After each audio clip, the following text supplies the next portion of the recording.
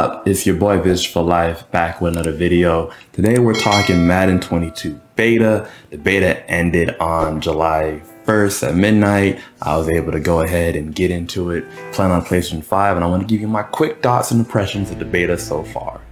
So the first thing we're going to definitely start out with is presentation. Presentation, if you ever played the next gen last year, kind of takes a lot of the same cues. They did add some more screens to show off next gen stats, such as I think like pass distance, velocity, next gen speed, how many tackles are broken. So they're full on with trying to incorporate more next gen stats into the game, and you definitely see it if you're able to, like, you know, wait for the cutscene to basically end. They did improve crowd noises. So I know that in particular, sometimes people really want to feel like they're in a stadium, they're really having the crowd pulsate with energy, and you can definitely feel that, especially with the new momentum system they added, which I'll go on a little bit later and touch upon. But the crowd noise is definitely better. It's not deafening, but you can definitely like hear the crowd get into it. Along with the crowd noise, they do have an improved crowd, so you get to see more people in the stands. In my time with the beta, I didn't really notice a lot of repeat designs of repeat crowd members, but to be fair, they do make it more so that it's prominently on just particular members in the crowd. So unless you're like super digging, you're not gonna really notice like everyone in the background. But it was cool. It was cool. They had like the super fans that are getting all dressed up, and then like the casual fans. So it's a nice way to kind of break the monotony with the game day features. So it's definitely a dope thing that they added. And then I think one cool thing I want to mention is the challenge system. They do more challenges. They, you know, it's still the same presentation, but it does feel a little bit more like real life broadcasting, where they take the time to actually get the call right. I will say though, like in all the challenges that I saw, they mostly stood, didn't get a lot of overturns, and they were majority on if the receiver was in bounds. That was pretty much the only challenge. Ideally in the future, you want Madden to have a little bit more challenges under their belt, especially if you're playing that offline, where you can see a lot more things kind of happen to challenge. But we are where we are, and it's cool to see that at least with that presentation that they nailed it. So, and then overall, and you know, don't mind me, I got my notes here. I want to make sure I give you guys all the good stuff. Overall, the game does look better. It's not a huge graphical leap from the last next gen Madden, but it is a little bit more tuned, a little more refined, and you definitely will notice that it comes off better on the screen. So if you were looking for a big graphical jump, you're not getting that. But I thought next gen looked great last year, so it's nice to see that they're just tuning it, refining it, and then, you know, putting it out there. So moving on to the next section, franchise. This has been like a very, very hot debated section. A lot of people have a lot of opinions on franchise. I started my Madden career playing franchise, so I'm somewhat vested in that. Even though I do mostly play online head-to-head regs ranked, I do enjoy a good franchise. So off the gate, one of the first things you'll notice when you actually start it is they actually now have the new breakout scenarios, press conference moments. What that is so you start the season, they have the coach at the podium to ask, okay, what's your guarantee this season? And you have to say, like, we're only gonna get 4 wins, we're rebuilding a year, 7 years, we're not rebuilding, we're working towards something, make the playoffs, make the Super Bowl, you know, that whole thing. The cool thing with that is if you make that proclamation, that press conference, they'll tell you, like, if you don't do it, what the odds are of you being fired are. And I remember I was using the Dolphins, and I said, oh, we're gonna make the playoffs, and we didn't, and I got fired. Brian Flores got fired. So they held their word. I had a medium chance of getting fired, and I guess I fell into the more medium spectrum. So outside the breakout scenarios, they have the one-on-one. So like your quarterback or a team member will come to you as a coach and say, you know, what can I do to help out? What can I do to make the team better? And you actually will see a lot of scenarios where like there's usually helping or mentoring a younger player. So the younger player gets XP, and it actually adds that whole feeling of, okay, there's like a locker room going on. There's like an environment in my system. And for me, I had Albert Wilson, the wide receiver on the Dolphins. He was trying to help mentor Jalen Waddle, and you know, his time was coming for cuts, but because of that whole scenario, I kind of kept him around because I wanted to see, like, okay, well, maybe I'll get some more stuff during the season that kind of ties back into that. And you see it with that. I saw with the tackles where we had drafted Austin Jackson, and I think DJ Fluker was like, hey, what can I do to help him out? He's young, I know he's a first round pick. What can I do to get his mind right? So that was cool to see. It seemed really organic too. Like that would be something that if you had that veteran presence there, the coach would try to reach out and actually get them to do something. The new thing they added is practice reps. It's kind of a dope feature. So basically during the week, you can basically manage how many reps your players get. You can do between starters and backups. You have full pads or half pads. If you do half pads, they don't go as intense, but they get to rest. If you do full pads, that's the full intense practice, but they get better game day perks such as higher attributes or special bonuses going into the game. If you do basically all full pads, your players' fatigue will be shattered and you basically can't use them during the game. They were still working on the stamina feature because I had it to where if I played like only control the key moments, my players would be gassed and I would be going into games with backups. And it's like, what's going on? They're not an injury report, but I can't use them. And when I played it manually, like I played the full 60 minutes, it wasn't that bad. But when definitely trying to sim, like over through some games, the fatigue management was so terrible that I couldn't even use starters. It would be like, I'd have Le'Veon Bell and Mike Gesicki on the field for like one play and they're gone for the rest of the game. I think the only cool part was when you did have them on the field for that one play, they were huffing and puffing. Like you could see how tired they were. So, you know, obviously they're working on that. They know the issue, but overall, I think it's a dope addition to franchise. Just want to make sure you get that worked out. League settings for the commissioner are pretty dope as well. You can actually activate play cooldown, play limiting. You can make it so like if you want everyone in the league to have ball hog off, you could have that enabled. So more customizable options for the league that you can make everyone follow, which is always a great thing. I don't really recall what was added into last year's, but I do feel like this year the commissioner has much more control and can really make the experience for this whole league be catered to what they want. So as always, dope to have the control.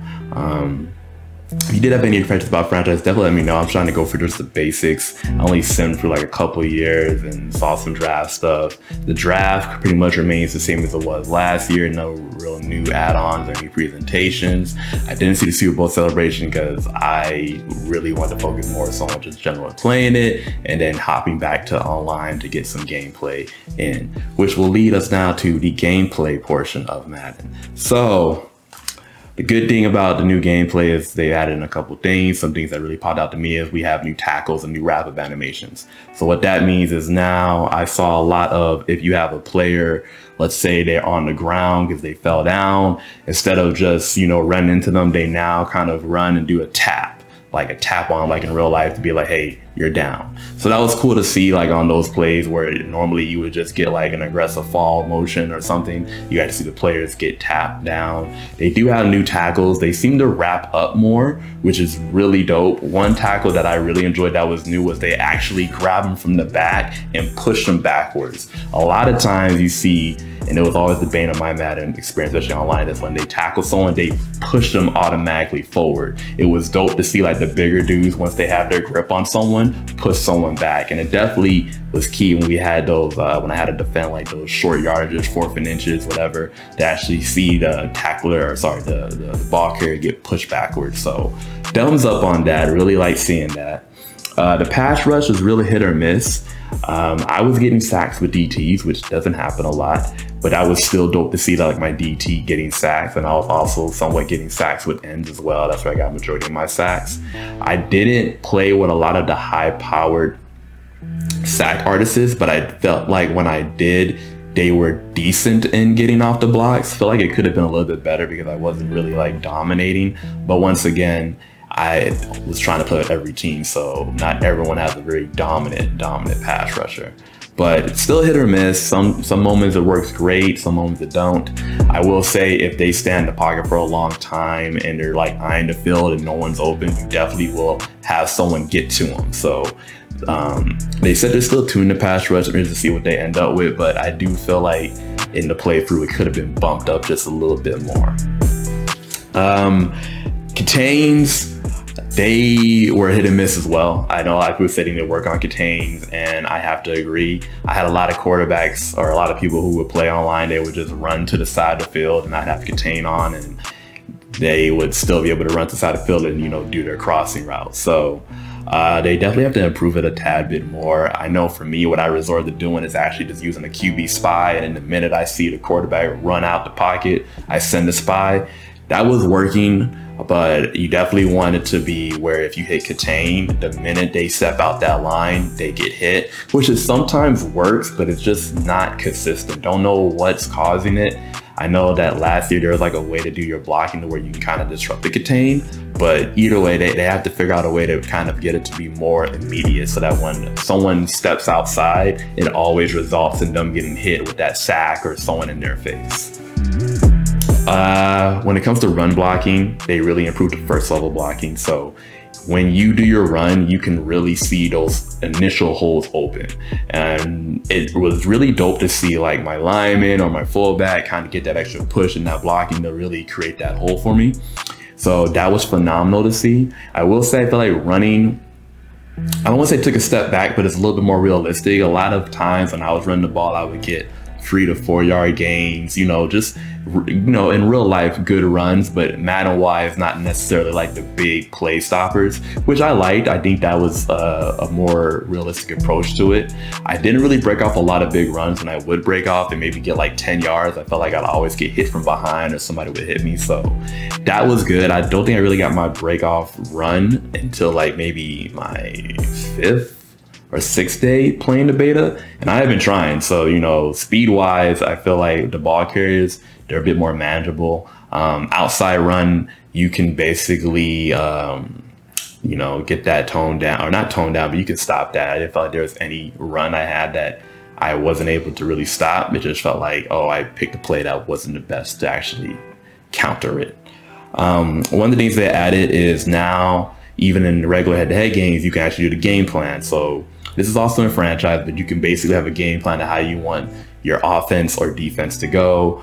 On defense, you can basically set it to, you know, stop the inside run, stop the outside run, contain the scrambling quarterback, defend the short passes, defend the intermediate passes, defend the deep passes. And each of those sets have negatives. So for instance, if you do stop the inside, you're going to be more vulnerable on outside runs. If you do stop outside runs, you're more vulnerable on inside runs. If you say stop the intermediate passes, your defense will focus on intermediate passes, but they'll be short to react to passes in the flats, or short passes, they should say. And same with deep, you're better at stopping deep passes, but your reaction to middle passes, intermediate passes is lower too. I think it was a cool little chess effect. It makes you have to definitely think about what you want to do, especially when you're playing online, if you don't really know what team you're going to match up with. So I was really going between a lot of, you know, defending the outside run, defending the middle passes, or containing the QB scramble. I won't say that when I picked contain QB scramble, it worked better to stop the quarterback scramble, but it did feel like when I did it that at least my defense sort of acknowledged it, if that makes sense. But I like it. I thought it was a dope change. You also get to change these out of the halftime. So if you found that you just picked the wrong thing, you can change on halftime. Or if your offense, you know, you really thought you were going to be doing more inside runs, but you found out the outside runs give you more success, you can change it as well. I do like that there's cons to it. So you have to really think about what you want to do, because whatever you do choose, you are going to lose that area. And I will say this, they do react quick to the flats if you do defend the intermediate, or try to go the intermediate route on offense. I had a couple times where I was like, how did the defender get in that position? I was like, oh yeah, they're gonna really work on my flats because I'm working intermediate passes. So just keep that in mind. I still think it's a dope addition though. Let me see. Overall, passing, I think passing felt great. I was able to get my throws in much better windows than I had before. I think that the windows were opened up and it really let me go and really fit the ball in ways I couldn't do before. I feel like next gen was really good with that last year, but it's cool to see it kind of, like I said, more refined. The cool thing is now you can kind of catch the players to where if you go and direct them to the outside or the sidelines, I should say, they can stop inbounds and cut up the field better. So I actually won a game, the last game I had, where I was the Bengal. They used Jamar Chase. I did like a crossing route. He was able to get right to the sidelines, turn up field and run in for a touchdown, which it would have normally either he catches it and then falls out of bounds, or, you know, slips out of bounds after making a catch. So it was cool to see that ball control and technique at display. And the momentum system. This has been a highly talked about topic. In my opinion, I don't really know what all the big fuss is about. The momentum system basically enables, if you're home field, you have these certain advantages. You get, I believe, 3 advantages. Your normal home field, 1 and then 2 things they add on. And then if you're away, you get only 2. Usually the 2 that you get are the opposite of the additional 2 the opponent gets. I will say this, I was up like 21-0. Had the full momentum on my side. My opponent came back and made it a close game, and it was right back to where it started. So I'll say that I think it's a dope addition, but I don't really feel like I ever lost a game because of it. I don't feel like, oh, I came out on 3rd down, my receiver ran this terrible route because they are affected by this, so I lost. I never felt that. I mean, usually it's only 1 receiver, so you just have to make the other receivers do whatever you want to kind of get in a better position. I will say that, what's it called? Whenever the receiver icons were not there, because I think some of them are like you can't see the receiver icons, can't see a check down, can't see some. If you just know like beforehand what button they were, it's not really a big deal. I had a whole thing where I couldn't see my receiver icon, but I just knew, okay, it's this button. Dude was open, hit the button, threw it to him. No big deal. I understand why like the competitive Madden players wouldn't like it because of money on the line, but I don't really feel like it's a hindrance if you ask me. I know there's a lot of scenarios that go to a mud and some other things and and if I got like, you know, all this cash run on this one play, I don't want this to happen to me. In my mind, I don't really think it's that big of a deal. I don't think it's that big of an issue. Oh, I lost 15,000 because I couldn't see my receiver ran the incorrect route because of this. Don't be put in a position, because you can easily get out of that whole momentum thing. Like, I'm telling you, I had it to where I had like medium momentum. I think I threw a pick and that thing came shooting back down to like my opponent. So honestly, it weighs and flows pretty well with the game.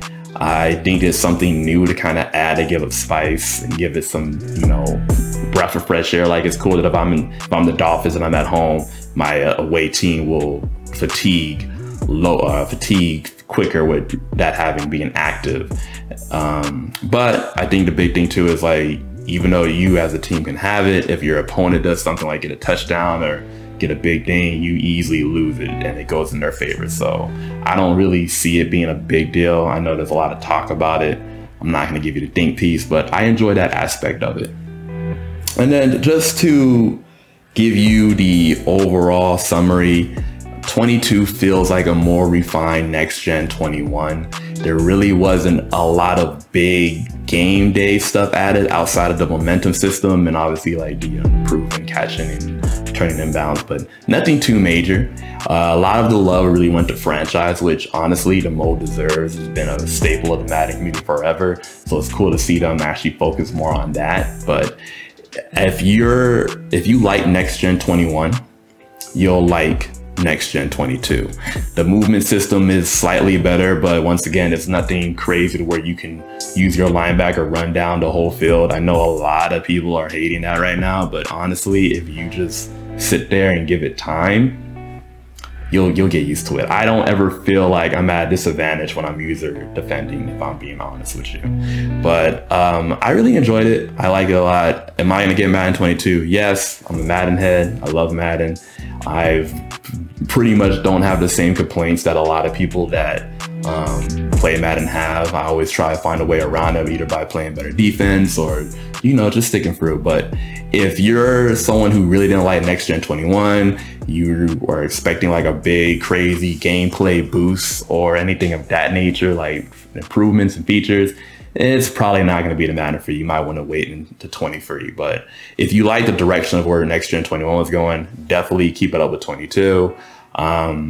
I won't lie, I do hope there's a little bit more gameplay stuff under the hood, but if there isn't, I'm totally okay with it, because once again, I know that they're trying to rebuild the loyalty and trust of the franchise community, so that's getting the most of the love. And the franchise features look insane, so I'm not at all upset at what they're trying to do. But anyways, if you have any more questions, want to ask something about the beta or anything else I feel that I didn't get to cover today, please let me know. As always, it's your boy, Vicious for Life. Until next time, peace.